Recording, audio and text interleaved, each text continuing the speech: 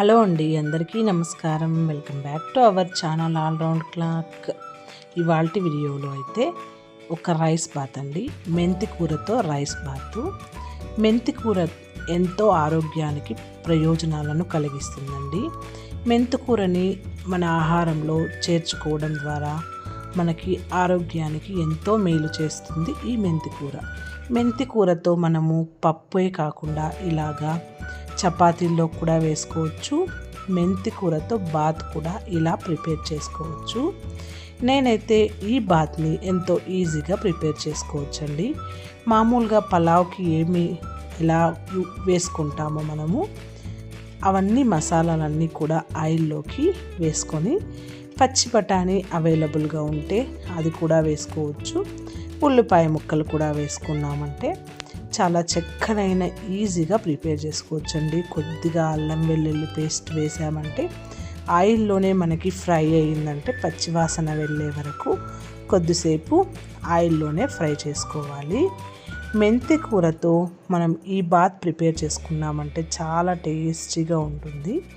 మీరు కూడా ఒకసారి తప్పకుండా ట్రై చేయవలసిన రెసిపీ ఇది. నేనైతే టమోటో పేస్ట్ని కూడా ఇందులోకి యాడ్ చేశాను. తర్వాత మెంతి కూరని క్లీన్గా వాష్ చేసుకొని కట్ చేసుకుని పెట్టుకున్నాను. మెంతి కూరని అది కూడా ఇందులోకి యాడ్ చేసుకుంటున్నాను.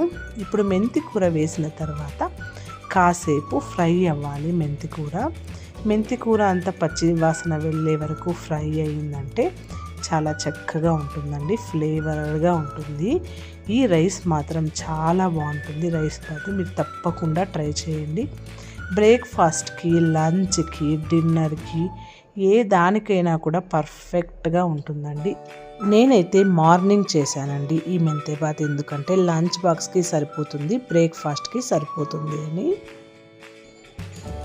ఇప్పుడు నేను క్యాలీఫ్లవర్ సీజన్ కాబట్టి క్యాలీఫ్లవర్ని కూడా వేస్తున్నాను. క్యాలీఫ్లవర్ యాడ్ చేసామంటే ఎక్స్ట్రా టేస్ట్ అయితే వస్తుందండి మెంతి బాత్కి.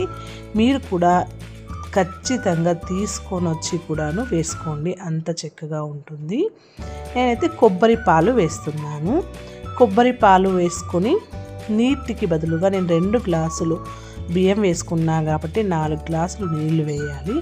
నేను 3 గ్లాసుల కొబ్బరి పాలు వేసుకుంటున్నాను. 1 గ్లాస్ మాత్రం నీటిని వేశాను, ఎందుకంటే నాకు ఈ కొబ్బరి పాలలో ఉడికిస్తే రైస్ చాలా స్మూత్గా వస్తుంది. మీరు కూడా ఒకసారి ట్రై చేయండి. ఇంకా రుచికి తగినంత కారం, జీరా పౌడర్, గరం మసాలా, ఉప్పు వీటన్నింటినీ కూడా వేసుకొని కలుపుకొని ఒక్కసారి టేస్ట్ చూసి ఉప్పు కారం అడ్జస్ట్ అయిందో లేదో సెట్ చేసుకొని మనము లిడ్ క్లోజ్ చేసామంటే 1 విజిల్ వస్తే చాలు, మనకి మెంతి బాత్ రెడీ అయిపోతుంది. ఎక్కువగా మనము ప్రెషర్ కుక్కర్లో ఇలా చేసుకోవచ్చు మెంతి బాత్. లేదు అంటే రైస్ సపరేట్గా వండుకొని మెంతి కూరతో సపరేట్గా గ్రేవీ చేసుకొని కూడా కలుపుకోవచ్చు. నేనైతే ప్రెషర్ కుక్కర్లో చేశాను. ఎంత చక్కగా ఉందో చూడండి. ఫైనల్గా నేనైతే కొత్తిమీరతో గార్నిష్ చేసుకుంటున్నాను. ఈ రెసిపీ ఎంతో ఈజీగా మీరు ప్రిపేర్ చేసుకోవచ్చు. ఈ రెసిపీ మీకు కూడా నచ్చుతుంది అనుకుంటున్నాను. మీకు కూడా నచ్చినట్లయితే తప్పకుండా ఇది ట్రై చేసి ఎలా వచ్చిందో కామెంట్ చేయండి. మరొక వీడియోతో కలుద్దాం. అంతవరకు టేక్ కేర్, బాయ్.